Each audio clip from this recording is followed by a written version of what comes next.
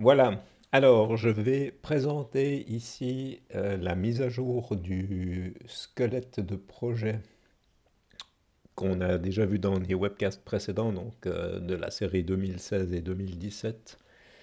Et puis nous avons fait une mise à jour, pas seulement pour mettre à jour les versions des librairies qu'on utilise, mais aussi pour faire quelques modifications sur le code. Donc ce que je vais faire, c'est présenter ici la structure du projet et mettre en avant quelques points qui vous seront utiles quand vous ferez évoluer ce framework pour construire votre projet. Donc je suis sur le repo GitHub ici. On voit qu'il y a trois dossiers de haut niveau. Le full project, c'est un projet IntelliJ vide que j'ai fait simplement pour pouvoir ici avoir dans une fenêtre l'implémentation et les spécifications. Donc il n'y a pas de code à proprement parler, c'est juste un projet que j'ai fait pour avoir deux modules. Le projet Specs, c'est le projet qui spécifie le comportement de notre API fruit. Et comment est-ce qu'on fait pour spécifier le comportement de notre API? On écrit des tests automatisés. Donc c'est dans ce projet qu'on a utilisé Cucumber JVM pour écrire des tests automatisés qui vont envoyer des requêtes HTTP vers notre serveur, recevoir les réponses et faire des assertions. Donc on parle de spécification exécutable. C'est ce qu'on va voir au cours quand on va parler de BDD ou de Behavior Driven Development. Donc ça c'est la partie test, c'est un projet à part. Il se trouve que ici c'est écrit en Java, mais à la limite ça pourrait même être écrit dans un autre langage. L'idée c'est vraiment qu'on va tester le système depuis l'extérieur. Donc c'est assez analogue à des tests end-to-end qu'on avait écrit dans le premier projet. Mais ici on ne va pas utiliser, on ne va pas tester au niveau de l'interface utilisateur. Dans un navigateur, on va tester en utilisant l'API REST comme frontière. Et puis finalement, ce projet ici, Fruits Impl, c'est l'implémentation de notre API. Une API, c'est une interface, donc ici on parle de l'implémentation de cette interface. C'est là où on utilise Spring Boot et Spring Data pour, euh, pour implémenter nos endpoints et puis traiter ces requêtes concernant les fruits. Donc ce que je vais faire, c'est venir dans IntelliJ, on va peut-être lancer les choses d'abord pour voir une fois comment ça fonctionne. Et puis après, je vais venir sur quelques éléments. Je ne vais pas refaire tout le webcast de 2017 où je vais un peu plus en profondeur ou plus en longueur dans la description des outils. Là, le but, c'est plus de vous montrer ce qui a changé. Donc, si on vient d'abord sur l'implémentation, pour exécuter les tests automatisés, vous devez forcément avoir un serveur qui tourne. On va peut-être aller voir la configuration. Donc, on voit ici qu'on va lancer notre application Spring Boot. Je l'ai configuré ici pour mettre à jour les classes euh, sur les différents événements. Donc, on va lancer ça en mode debug.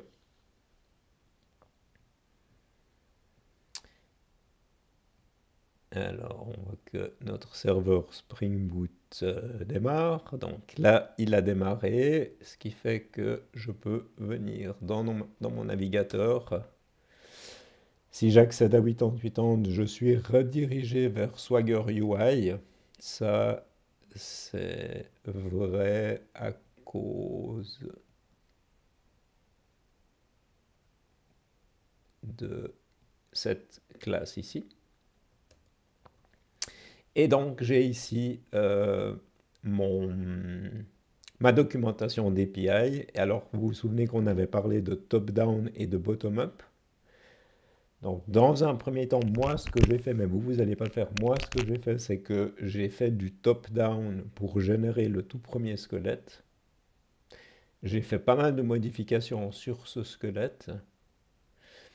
J'ai intégré SpringFox, qui est une librairie qui permet de faire du bottom-up. Donc ce qu'on voit dans cet écran ici, c'est une spécification qui a été générée, c'est une documentation qui a été générée en bottom-up. On peut voir ici la spécification OpenAPI. Donc ça, c'est aussi une des choses qui change en 2020, c'est qu'on a passé à OpenAPI. Avant, on utilisait la spécification Swagger. Donc ça, c'est notre spec. Et puis, ce qui est intéressant, c'est puisque c'est la documentation qui est générée et exposée par Swagger, je peux ici essayer d'envoyer une requête. Je fais un execute. J'ai reçu un code 200 et puis j'ai reçu un tableau vide. C'est pas surprenant puisque je viens de lancer le serveur. Vous voyez que ici, pour le moment, j'ai pas utilisé d'authentification. Tout est en place pour que, vous voyez ici, je mets, imaginons qu'on ait reçu une clé d'API. Si j'exécute, on voit que cette clé d'API, elle est bien envoyée dans une en-tête. Donc ça c'est fait correctement. Et ça c'est fait correctement parce que ici, j'ai écrit ce code dans cette classe. Donc au moment de la génération bottom-up, euh, tout ce qui est nécessaire dans l'aspect OpenAPI est bien présent. Par contre, ce que je n'ai pas encore mis dans le code, c'est le traitement effectif de cette en-tête. Donc, pour le moment, dans la doc, vous voyez que vous pouvez envoyer une clé d'API. Cette clé d'API, elle n'est pas encore exploitée dans le squelette. Ça, j'ai pas voulu le mettre tout de suite parce que j'ai envie que vous fassiez des recherches pour voir comment est-ce qu'on travaille avec les filtres dans Spring Boot avec Spring MVC. C'est pas très difficile, mais j'avais envie que vous fassiez cet exercice de trouver dans la documentation. Et en fait, il y a plusieurs façons de faire ça. Non. Vous avez ce qui est nécessaire pour envoyer l'entête, mais après, vous allez devoir la traiter pour vraiment protéger vos endpoints et accéder aux données qui sont pertinentes. Si je fais un post, alors on va ouvrir ça. On peut aussi l'envoyer. Donc ici, il propose des valeurs par défaut.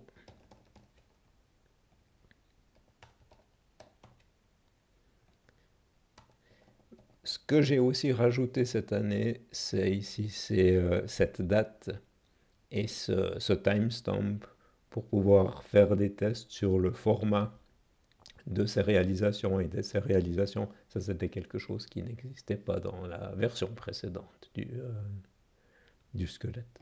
Donc, on va exécuter ça.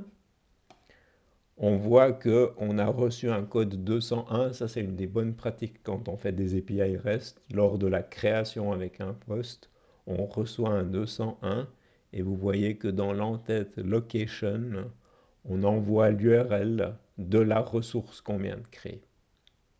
Ce qui permet dans un deuxième temps d'aller la récupérer. On a un des tests automatisés qui va exploiter cette URL ici. Donc, si je reviens sur mon get, que je refais un execute, ben vous voyez que cette fois-ci, je récupère les données et ça montre aussi que le serveur persiste ces données. Alors de l'extérieur, on ne sait pas si c'est stocké en mémoire, si c'est stocké dans une base de données, mais en tout cas, il y a une gestion de l'état et ces fruits qui sont créés avec des postes, ils sont bien gérés par le serveur.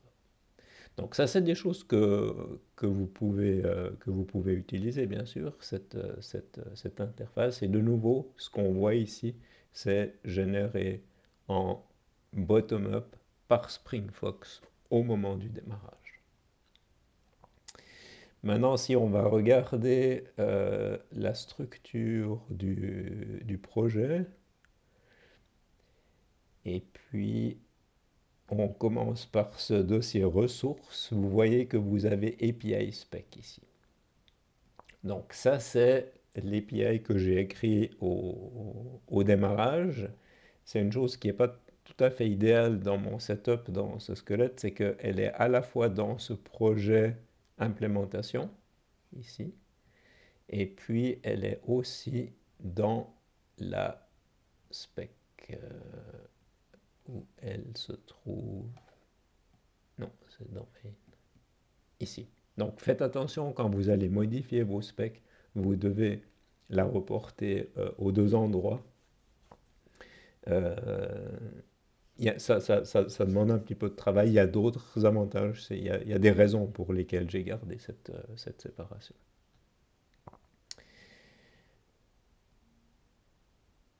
Une chose qui est importante de comprendre, toujours pour ces histoires de top-down et de bottom-up, donc au moment du démarrage de Spring Boot, là, SpringFox va faire du bottom-up, scanner le code, trouver les annotations, générer la doc. Par contre, chaque fois qu'on va faire un MVN clean install, qu'on va lancer un build avec Maven, là, on va refaire un processus top-down. Par contre, on ne va pas faire un processus top-down complet. On va régénérer seulement certaines parties. En fait, ce qu'on va régénérer, c'est les DTO, donc ces payloads, ces classes qui sont sérialisées, désérialisées dans le body des requêtes. Et puis la spécification des endpoints. Donc si on ouvre ici le dossier target, vous voyez qu'il y a ce generated sources ici, vous avez OpenAPI, et puis vous avez ici ces classes qui sont générées. Donc malheureusement, j'aurais préféré que ce package ici s'appelle DTO plutôt que modèle, mais là, j'avais pas forcément de contrôle. Mais donc, cette classe ici, elle est générée en top-down au moment du MVN clean install. Donc, chaque fois que on fait un MVN clean install, la spec qu'on avait vue avant, hein, qui est ici, elle est relue. Et si elle a changé, cette partie-là, elle a changé. Donc, il y a les DTO, et puis il y a ici les contrôleurs. Ça, c'est juste l'interface. Alors, il y a une implémentation par défaut, mais par contre, c'est ici dans votre contrôleur que vous allez implémenter les méthodes. Alors, deux choses importantes ici, parce que souvent, ce qu'on fait, c'est qu'on fait un POM-N pour overrider des méthodes. Si on fait ça, et puis qu'on choisit create fruit, IntelliJ va juste reprendre le nom de la méthode et la signature, mais va pas reprendre ces annotations ici qui sont importantes pour faire la génération bottom-up. Donc faites attention quand vous implémentez les méthodes qui sont définies dans l'interface, prenez bien ces annotations. Et puis l'autre chose ici, mettez bien ce @response_status_created pour que ce soit bien un 201 et pas un 200. Ça, c'est une chose à savoir. Donc ça, c'est le code. Ben, il n'y a pas grand-chose, hein. L'implémentation, elle est toute simple. Si on va regarder le POM... Ah oui, alors, juste une chose, parce que ça, c'est une source d'erreur assez fréquente.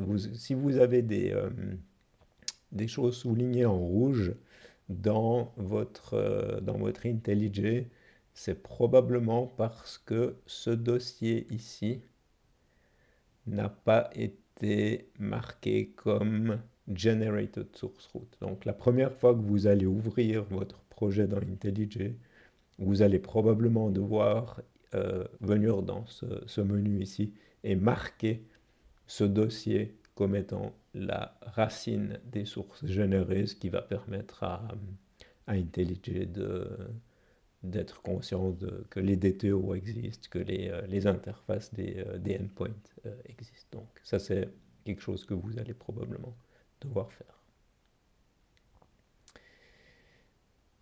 Donc, ce que je voulais faire, c'était rapidement ouvrir le POM. Donc, on voit ici qu'on est passé sur la version 3.0 de SpringFox. On utilise le générateur OpenAPI et plus Swagger CodeGen. On est passé sur la dernière version de Spring Boot. Ça ici, vous allez pas devoir, enfin, vous allez devoir modifier ici les packages pour adapter les noms de domaine à votre namespace. D'ailleurs, faites une recherche sur tout le projet sur io.avalia parce qu'il y a 2 ou 3 fichiers de configuration qui référencent ce namespace et que vous allez devoir modifier. Donc, pour ne pas l'oublier, faites une recherche full text dans votre projet. C'est ici qu'on dit, ben, j'ai pas envie de régénérer en top-down tout mon code, j'ai juste envie de régénérer les interfaces, j'explique où je veux les mettre. Et puis, il y a plein d'autres paramètres. Donc, si vous allez sur OpenAPI Tools, dans la partie générateur, on peut peut-être aller regarder. Si je viens sur OpenAPI Tools, GitHub, donc, si on va sur ce site ici, vous voyez que sur générateur, vous avez la liste de tous les générateurs. Celui qu'on utilise ici, ce n'est pas un générateur client, c'est un générateur serveur. C'est le générateur Spring. Et puis vous voyez que vous avez toutes ces options ici qui vont affecter la manière dont le code est généré. Donc, quelles sont les librairies qu'on utilise, est-ce qu'on utilise certaines fonctionnalités ou pas, c'est assez riche. En principe, vous pouvez utiliser ce qu'on a choisi pour vous, mais toutes ces options ici, c'est ce que vous pouvez spécifier dans cette partie ici.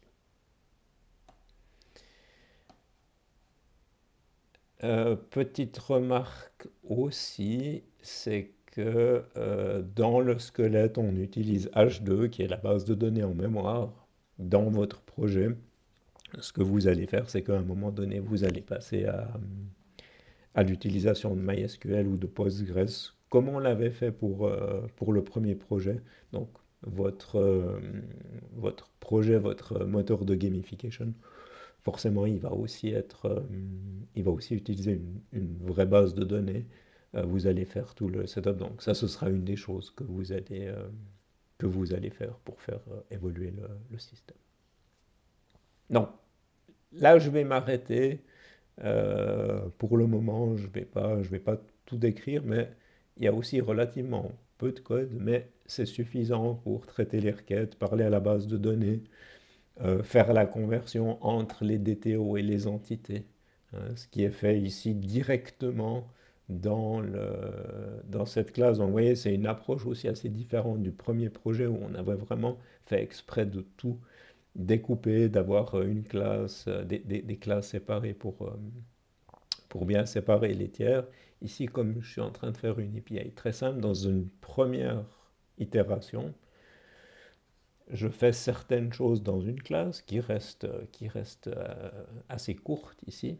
Et puis si mon code évolue, ben, je vais peut-être commencer à séparer les choses. Mais ça montre qu'en fonction du contexte, on va aussi utiliser des stratégies un petit peu différentes pour séparer le code ou splitter le code en méthode et en classe. Voilà, donc ça c'est la partie implémentation. Si je passe maintenant sur la partie spec, donc on peut peut-être fermer ça, on peut essayer de faire un clean test. Et si on exécute ça, on voit qu'il est en train de travailler. Et puis, lui fait la même chose. Donc, on voit, on a trois scénarios qui ont été exécutés, qu'on retrouve ici. Ce qui se passe dans notre projet de test, c'est la même chose. On a aussi une spécification. On va aussi, à chaque MVN Clean Test, refaire une génération top-down. Cette fois-ci, ce qu'on va générer, c'est un stub client. Hein, donc, c'est une librairie qui va faciliter l'écriture ou l'envoi des requêtes et le traitement des réponses, au lieu de travailler directement avec un client HTTP générique et d'écrire ces requêtes HTTP à la main.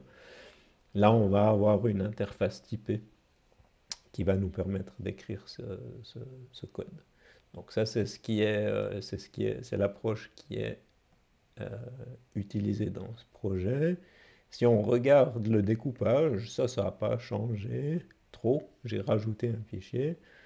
Donc, ce qu'on a ici dans nos scénarios, c'est ces scénarios écrits dans ce langage Gherkin, qu'on peut discuter avec des experts métiers.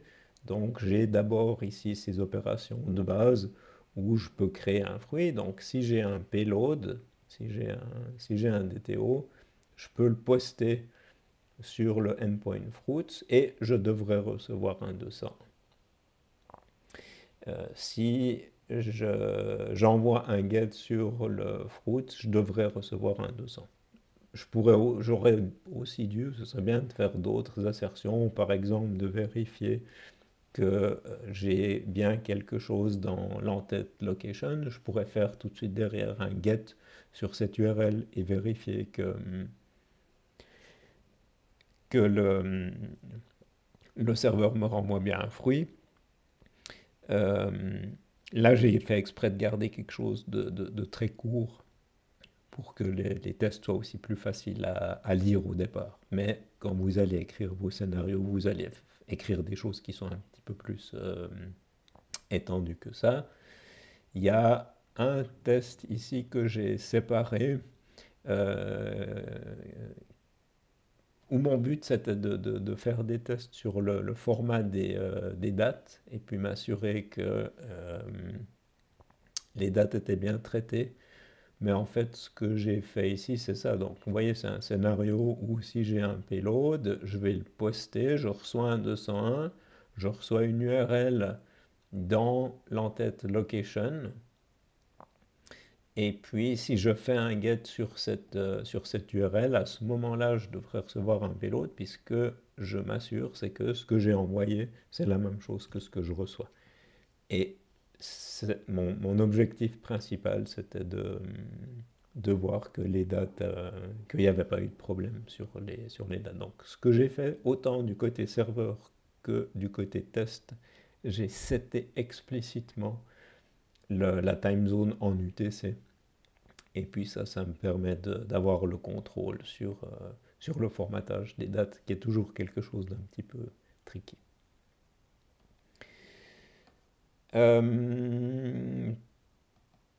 Petite remarque, donc ça c'est nos scénarios Gherkin. Ce qui est intéressant, vous voyez, c'est que ici vous pouvez avec IntelliJ débugger aussi les scénarios, vous pouvez les exécuter. Vous pouvez faire ça au niveau de la feature. Et puis vous avez un choix, donc ici c'est un exemple où j'ai splitté mes scénarios dans 2 feature files. Par contre, dans le squelette de départ, tous les steps, donc, qui sont finalement ce code Java qui est exécuté chaque fois que Cucumber interprète ou exécute une de ces lignes, j'ai gardé ça dans Basic Steps. Donc cette classe ici maintenant, elle commence à devenir un petit peu longue, et puis c'est là aussi où vous allez après splitter les choses. Et vous n'avez pas besoin de vous en soucier tout de suite, mais à un moment donné, vous allez vous retrouver dans une situation où vous allez vouloir réutiliser des choses d'un scénario à l'autre, où vous allez avoir des scénarios qui veulent utiliser des méthodes qui sont définies dans différents fichiers steps. Et vous allez dire comment est-ce que je fais pour communiquer, pour échanger des données entre des classes steps. Alors, là, je vous donne peut-être juste la piste, et puis sans expliquer en détail pour le moment ce qui se passe, vous voyez que ici, dans Basic Steps, j'ai un constructeur et je passe cette classe environnement. Alors quand on voit ça, ça doit nous rappeler quelque chose par rapport à ce qu'on a vu au début du semestre.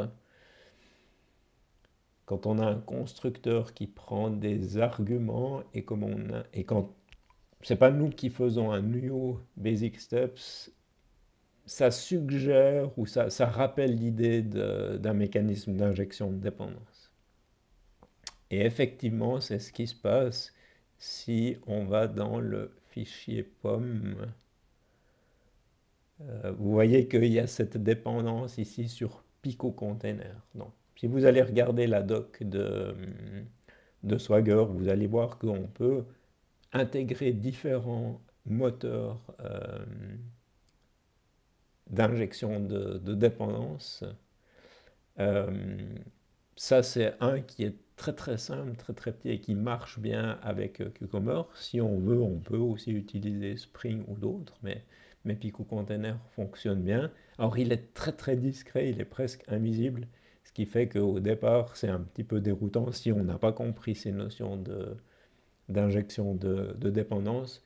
Mais donc, ce que Pico Container va faire, même sans annotation, quand une classe steps reçoit un ou plusieurs arguments, il va créer une instance de cet objet avant l'exécution d'un scénario. Et donc, ça veut dire qu'après, cette instance-là, elle va être injectée dans toutes les classes steps qui participent à l'exécution du scénario. Donc ça veut dire que si je reviens sur cet exemple ici, j'ai plusieurs lignes. Imaginons que ces lignes-là soient exécutées dans des classes steps différentes en utilisant l'injection de dépendance et en injectant environnement, l'instance d'environnement va toujours être la même. Je sais que c'est assez difficile à suivre ce que je viens d'expliquer, donc là, ce que vous avez vraiment intérêt à faire pour comprendre le mécanisme, c'est de mettre un breakpoint sur le constructeur de steps, c'est de mettre un breakpoint sur le constructeur d'environnement et puis d'exécuter vos scénarios. Comme ça, vous allez voir combien de fois la classe environnement elle est instanciée, combien de fois la classe steps elle est instanciée, et c'est là où vous allez vraiment comprendre les choses. Donc évidemment, il faut utiliser le debugger, mais on a vu, il ne faut pas faire du coup des mbn clean test. Le plus simple ici, c'est de venir dans les features et puis de faire le debug ici. Donc faites ça, parce que quand vous allez commencer à écrire des tests qui sont un peu riches, puis que vous allez vouloir organiser votre code, vous devez avoir vraiment bien compris cette partie-là.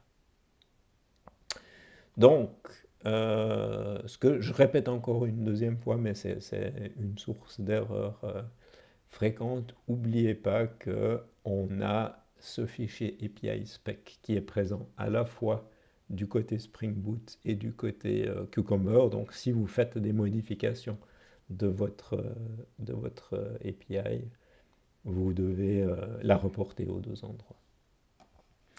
Dernière chose que je vais montrer peut-être, c'est qu'on a ici ce fichier Cucumber qui est généré.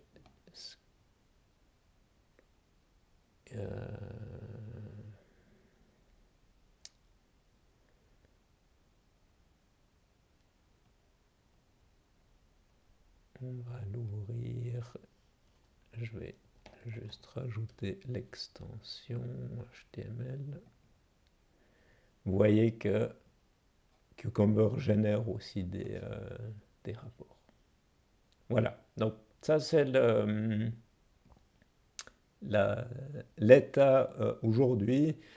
Je viens de terminer la mise à jour, donc il y a 2, 3 choses que j'aurais encore voulu améliorer au niveau du code, mais vous pouvez partir dessus, faire des tests. De nouveau, regardez aussi les vidéos de 2017, surtout de 2016, parce que là, j'explique plus longuement euh, ce qu'est Cucumber. Ça vaut la peine de les regarder. Mais pour démarrer votre projet, vous pouvez partir de cette structure ici. Et puis après, dites-moi si vous avez des soucis. Et puis, on fera les modifications et puis vous pourrez toujours pouler les choses. Donc, à vous de voir si vous voulez forquer ce repo, si vous voulez juste copier le code, ça c'est pas très important, c'est à vous de voir. Mais donc, en principe, vous pouvez utiliser ça. euh, Vous pourrez ainsi profiter de la génération top-down à chaque MVN clean install et bottom-up chaque fois que vous démarrez l'application Spring Boot. Je rappelle aussi tout ce qui est sécurité. Il y a la déclaration qui est en place. Par contre, le traitement des requêtes est vraiment le traitement de ces requêtes ou l'implémentation des politiques. Ça, c'est du boulot que vous allez devoir faire. On va revenir dessus dans les prochaines semaines.